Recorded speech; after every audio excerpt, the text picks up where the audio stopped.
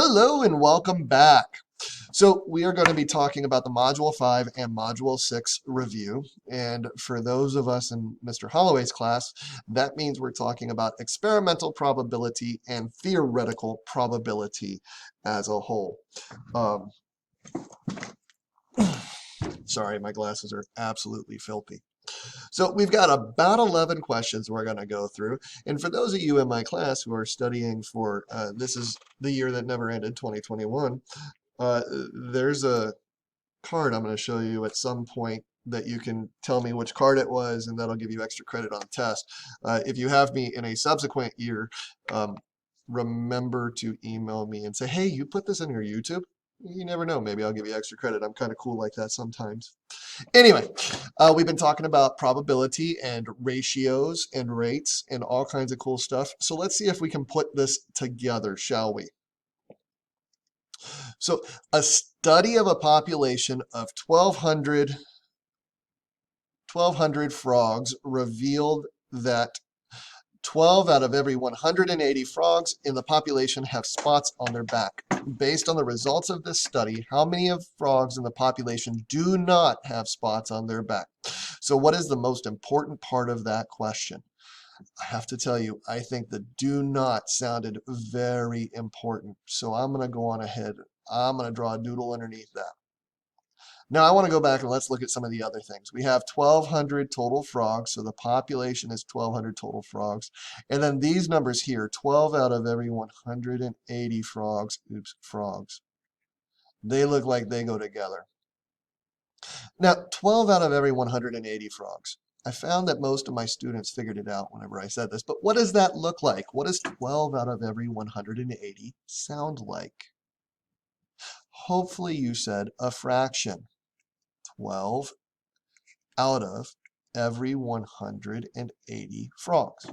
Okay, now I will encourage you. I know I didn't make my students do this in class today because I was trying to get through the questions in the time, but I would encourage you every time you see a fraction, if you can reduce. It will make life easier in the long run. 12 over 180, I can divide top and bottom by 2. That gives me 6 over 90. Again, both even numbers, so I can divide by 2. That's going to give me 3 over 45, and 3 over 45 is simplified. So not only could I say 12 over 180, but I could also say 3 over 45. I like 3 over 45 because it's going to be smaller numbers in the get-go. So 3 out of 45. 3 out of 45, that sounds kind of like a ratio. Okay, but remember, when I was doing probability, I was concerned with total numbers as well. So what is the total population of these frogs? Well, it's 1,200. And when I set up my ratios before, the total always went in the denominator. It went on the bottom. So 1,200 frogs. Now, if you go back, it was either one video or 2 videos, I explained how you multiply the 1,200 out on both sides to balance the equation. We can also refer to that as cross multiply and divide. So to multiply, that's going to be really simple. 1,200 times 3, 0, 0, 6, 3. So I have 3,600. And now I'm going to divide that by 45. 45 goes into 3, 0 times. 45 goes into 6, 0 times. 45 goes into 360. It's a little bit more tricky. I've got a hunch. 8. 8 times 5 is 40. Carry the 4. 8 times 4 is 16, 32. 32 plus 4, 33, 32, 33, 34, 35, 36. Perfect. Subtract 0, bring down 0. 45 goes into 0. 0 times 0 times 0 is 0. Subtract, and that's a 0. So it's 80. But now remember, what does this ratio tell us? This is the ratio of frogs with spots. So out of 1,200, 80 have spots. Well, we don't want that. We want to know the complement. How many do not have spots? Well, to find the complement, I'm going to go back. What is my total? 1,200. If I subtract out the ones who have spots, 0, beg, borrow, and steal, I'm left with 1,120. If that is the total population minus those with spots, then 1,120 do not have spots. All right, so 1,120 do not have spots. Hopefully that made sense. Now I'm actually going to make a challenge. I forgot to tell you this on the first one, but instead of just waiting for me to do them, pause it, read it, try it, unpause it, and let's see if we come up with the same answer together. That way you can verify that you are learning this, and this would be a review. Okay. At an assembly, 7 out of 10, that sounds important. 7 out of 10 of the first students who entered the gym were carrying a backpack. Based on this information, 700 students were at the assembly. How many students could be expected to be carrying a backpack? Well, again, what does 7 out of 10 sound like? Sounds like a fraction. 7 out of 10. Now, how many total students were at the assembly? 700. Okay, where do we put the total number in a probability? The total goes in the bottom. 700. That's our whole.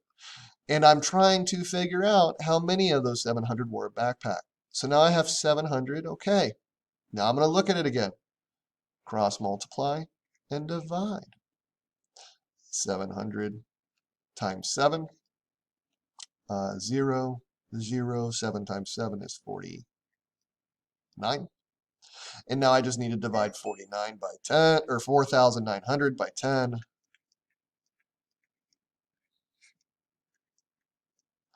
10 goes into 40. 0 times 4 times 10 is 40. 9, bring down to 0. 10 goes into 90 9 times. 9 times 10 is 90. Subtract 0, bring down to 0. 0, 0, and 0. So how many students were carrying a backpack? Approximately 490. And it's really that simple. Once you set up your ratio and your proportion, life is easy. Let's look at the next question. Don't forget, pause me. Click pause. That way you can go work it on your own. All right. Now we have Vincent. Crazy Vincent. He's at it again. Vincent flipped 3 coins during a probability experiment. The outcome for the first 40 trials are shown in the table below. Now, when you're fixing probability, you need to know the total. How many trials did Vincent do in the beginning? It's right here. He did 40. So we're going to go on ahead and jot that down. Based on the information in the table, how many of the next 120 trials will the outcome be exactly 2 coins showing heads? Well, let's look at this table. How many times did 2 coins show heads? We have 0 here. We only have 1 here. 2 heads. Oh, this is it. 2 heads is 16. Okay. And it says exactly 2. So this is not exactly 2 heads. So 16 coins showed heads. So that would be 16 out of a total of 40. And if you didn't see the 40 here, you could have added them all up because 4 plus 13 is 17. 17 plus 16 is 33. And that plus 7 is 40. So it works out all in the end. Now remember, 16 over 40, we can reduce that. Divide by 2, so that'd be 8 over 20. I can divide by 2 again, 4 over 10. And if I do it one more time, I'm going to wind up with 2/5. Now that I have 2/5, I can look at 120 total trials. I'm going to set it up just like before. The 120 is going to go on the bottom. Now I just need to find my top. To do that, I'm going to cross multiply and divide. So 120 divided or times 2 2 times 0, 2 times 2 is 4, 2 times 1 is 2. So that's 240. And now I need to take 240 and divide that by 5. 5 goes into 240. 5 goes into 2 0 times. 5 goes into 24. 4 times 20. Subtract. 5 goes into 40. 8 times. 8 times 5 is 40. That would be 0. So how many times out of 128 times could we expect? Well, we could expect it to show heads 48 different times. Sounds good so far, right? All right, let's look at one more problem. So there's 200 students in a school band that will attend an awards dinner. A random survey of 25 of these students conducted to determine how many of each meal should be prepared for the dinner. The results are shown. 12 students want beef, 8 students want chicken, 5 students want pasta. Are you wanting the card? I'm not going to give you the card just yet. Based on the survey, which of the best prediction of meals wanted by 200 students? Okay, well, let's remember, it's important to remember that this is a survey of 25. So all of this should be over 25. And now we want to find the answer. So let's take this one line at a time. This says that there are 16 students who want beef. Okay, well, let's look at the original probability. So beef is going to be 12 students. So that's 12 out of 25 students. And we want to know what the total would be for 200 students. Now, I don't always have to do things with cross multiply and divide. This is one of those instances. I could cross multiply and divide, or I could know that there are 8 quarters and $2. So 25 times 8 is 200. And what I do to the bottom, I can turn around and do to the top. 8 times 12, well, if you're like me and had to memorize your times table all the way up to the 12s, you know right away that 12 times 8 is 96. And this is beef. So 96 students would like beef. Is that 16? No, that's way off. Let's cross out that answer. Okay, so the second one, there are 52 students that want either chicken or pasta. All right, let's look at chicken. So 8 out of 25 want chicken. And then we're going to find the total out of 200. Oh, look, again, I can just do times 8. So 8 times 8 is 64 wants chicken.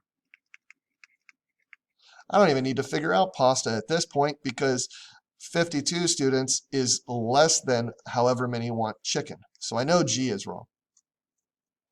H, there are 32 more students who want beef than chicken. So let's see, we have beef at 96. And it says that that is 32 more than the 64 who want chicken. So let's go on ahead and subtract this. 6 minus 4 is 2. 9 minus 6 is 3. Well, that's 32 more. All right. H is looking good. Let's look at J just to make sure. There are 24 more students who want pasta than chicken. Well, pasta is the one everybody wanted the least, so we know that's not it. And in that case, H is most definitely our answer. And with this, you really learned some test-taking skills. And one of Mr. Holloway's rules for taking a test, if you absolutely don't know the answer, well, there's one answer that you can always throw out instantaneously. And if you were to just look at it, F is the throwaway answer because there's no way that only 16 kids want that. All right, let's look at the next one. The manager of a movie theater randomly surveyed 50 people who entered the movie theater on Friday. The manager asked about the type of movie each person preferred. The results of the survey are shown on the table. So the type of movie, number of people. All right, so that makes sense. I see that so far. Okay, so now let's look on, based on the results of the table, which statement about a person who will go to this theater next Friday is true. All right, so there's going to be 3 wrong, 1 true. Let me change colors. We're going to go red. A, the person is 3 times as likely to prefer comedy as horror. Okay, to prefer comedy as horror. So that means horror times 3 equals comedy. 12 times 3 is not 15. So it is most definitely not going to be A, right? That makes sense to me. B, the person is twice as likely to prefer drama as horror. So drama as twice as likely to prefer drama as horror. So horror times 2 should equal drama. So 12 times 2 is 24. Yeah, not that one. And then C, the person is less likely to prefer horror or drama than action. Well, let's see. The person is less likely to prefer horror or drama. Horror is 12. So horror or drama. 12. And drama is 6. So that would be 18. Is 18 less than 17? Yeah, is 18 less because it's less likely to prefer. So 18 is not less than 17. All right. The last one, the person is more likely, and I just realized my head's cutting off the last part of this, but luckily I can see through it. So the person is less or more likely to prefer horror or comedy over action or drama. So let's see. Horror and comedy, 12 plus 15 is 27. Action and drama, 23. And is 27 bigger than 23? It absolutely is. So in this case, it would be D.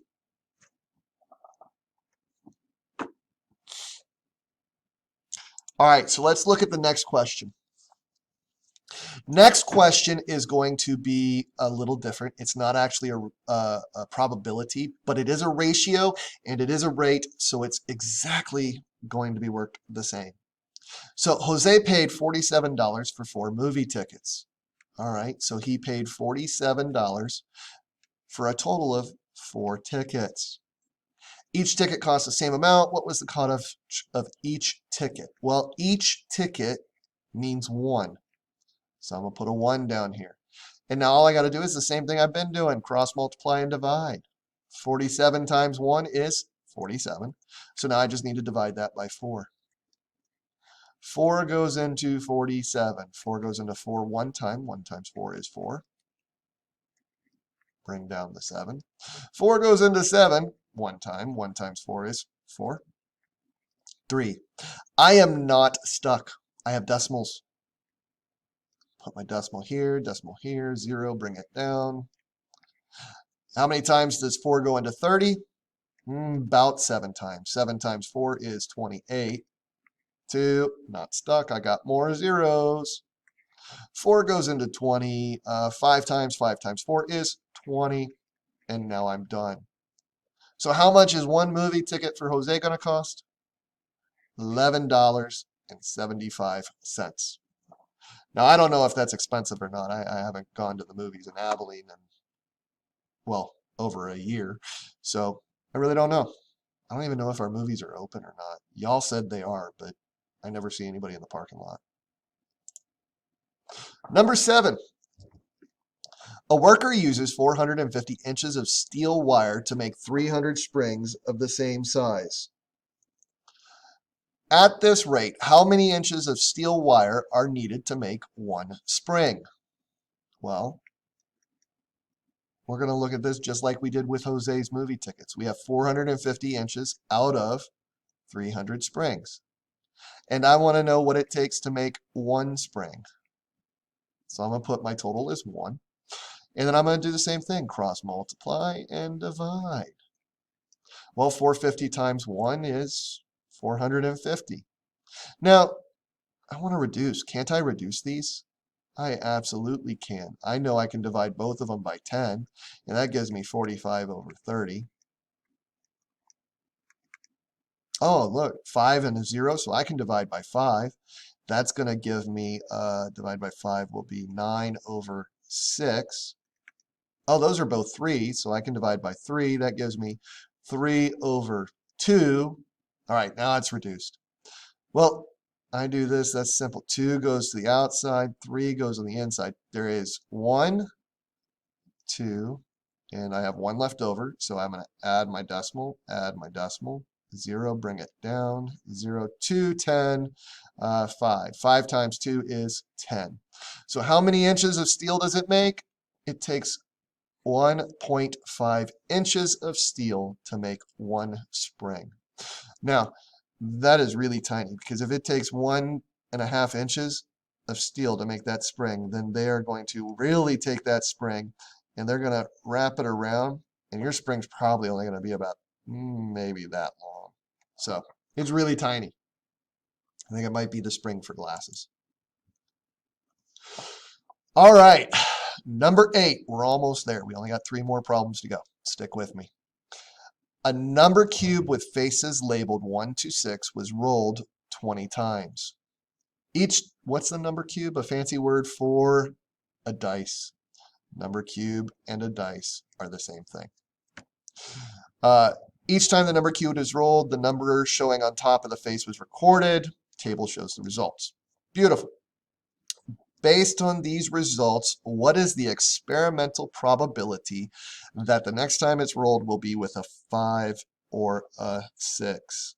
Well, I know that the probability of a 5 would be 3, and a 6 would be a 5. So really, I just need to add those together. So 3 plus 5.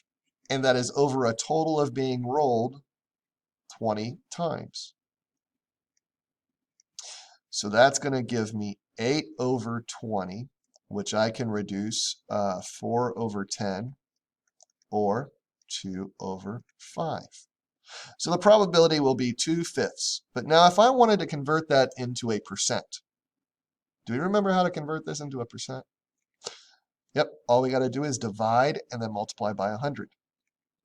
So 2 over 5. 5 goes to the outside, 2 goes on the inside, 5 goes in there 0 times. Add my decimal. And then 5 goes into 20 4 times. 4 times 5 is 20, 0. All right, so now I have 0.4, and I'm going to multiply that times 100. So 4 times 0 is 0. 4 times 0 is 0. 4 times 1 is 4. I have stolen the decimal 1 time. I need to give back the decimal 1 time. So that would be 40%. There is a 40% chance that you're going to land on a 5 or a 6 based on experimental data. Now, your experimental data and theoretical data, it's going to be different in this time. Maybe the way he's holding the dice, throwing the dice, maybe the way the dice is weighted, maybe the one's really, really round so it doesn't want to stop. Something about this dice is stopping it from landing on 1. Is what it is. Number 9. Now, this question I really don't like just because it doesn't make sense to me. I'd never set up my classroom like this. Classroom is arranged with 8 seats in the front row, 10 seats in the middle row, and 12 seats in the back row.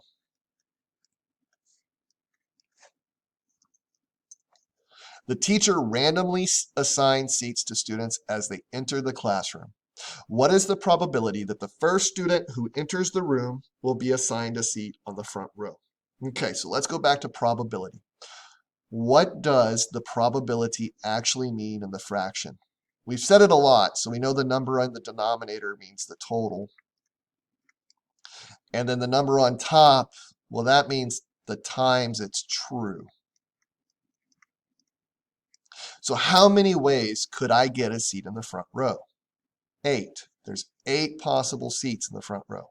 So my numerator is going to be 8. Now I need to know the total. Well, 12 plus 10 is 22. 22 plus 8 is 30. So I know the probability of getting a seat in the front row is 8 out of 30, but I don't like fractions like that. I need to go on ahead and reduce them. So 8 out of 30 would be, I can divide both of them by 2. That would be 4 out of 15. Now, 4 out of 15, that's pretty cool. What if I wanted this as a percentage? You know, I don't have to do the division first and then multiply. I could just set it up as a ratio. Percent means per 100. Per is division, 100. Okay, so now I could just cross multiply and divide this way. So 4 times 100 would be 400. So I have 400, and I want to know how many times 15 goes into it. Well, 15 goes into 40 about 2 times. 2 times 50. 15 is 30. It's going to leave me with 100. 4 would be 60. 7 would be 75. 8 would be, let's try 8.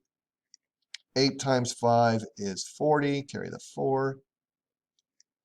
8, 9, 10, 11, 12. Nope, that's too many.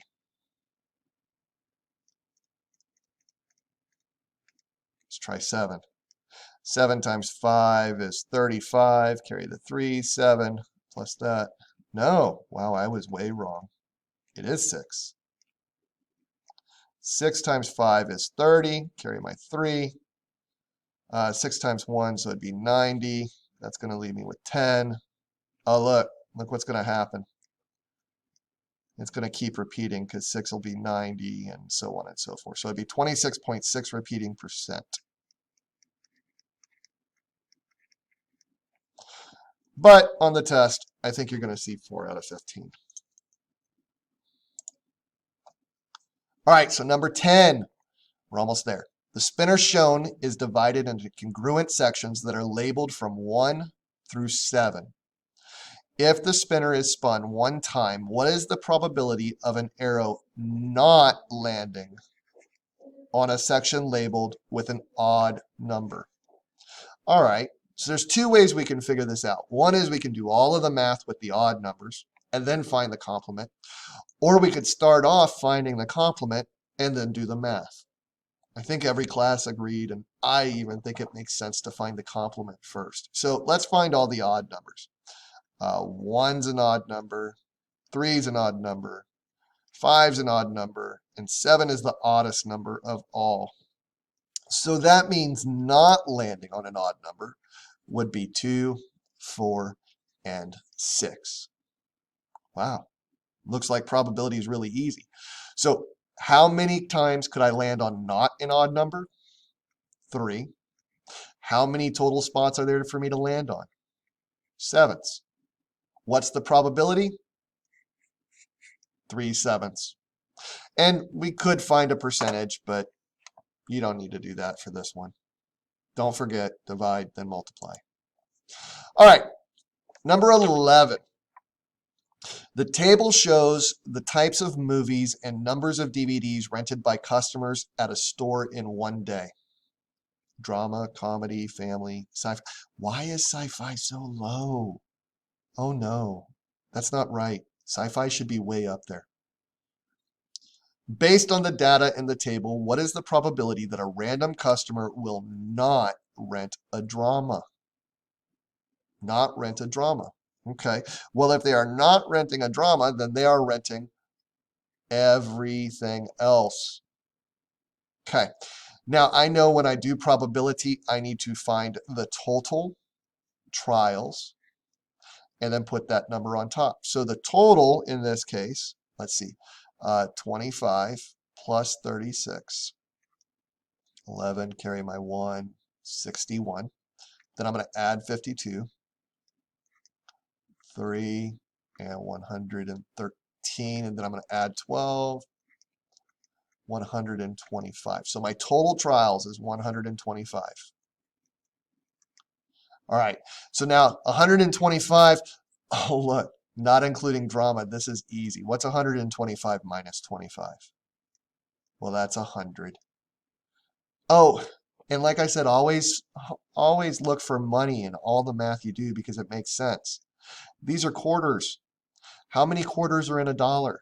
Well, there's 4 quarters in a dollar, so I can reduce that to 4. How many quarters are in $1.25? There's 5 quarters in $1.25. So what would that be? 4/5 is going to be what it reduces to. Just out of curiosity, does anybody happen to know what this would be as a percentage? Be pretty easy to figure out. Put it over 100. What do I have to multiply 5 by to get to 100? Times 20. So do that to the top. It's going to be 80. So 80% would be the probability that a customer would not choose a drama. Well, we're at question 11. Means there's nothing left to do. Hopefully this review helps you. Hopefully you found the card that I showed. Let me know the card. Give you some extra credit. Don't forget to click like, subscribe, hit the notification bell. I'll see you in class tomorrow.